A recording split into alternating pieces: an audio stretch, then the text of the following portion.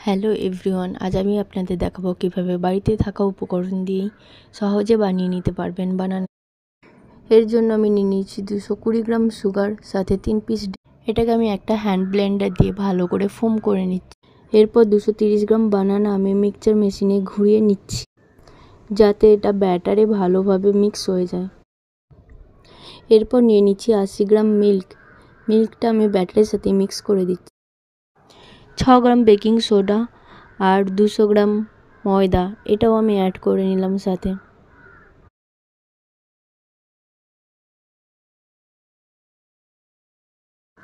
এরপর নিয়ে নিচ্ছি 75 গ্রাম অয়েল। ফ্লেভারের জন্য আমি কিছুটা দারচিনি শুকনো ফ্রাই প্যানে নাড়াচাড়া করে পাউডার করে এবার একটা মোল্ডে ভালো করে অয়েল লাগিয়ে পেপার আটকে দিই। আপনারা চাইলে বাটার পেপারের বদলে যে কোনো পেপার ইউজ করতে পারেন মোল্ডে। তারপর এটা 180 ডিগ্রিতে বেকিং করে একবার বাড়িতে বানিয়ে দেখতে পারেন কতটা সফট অ্যান্ড টেস্টি।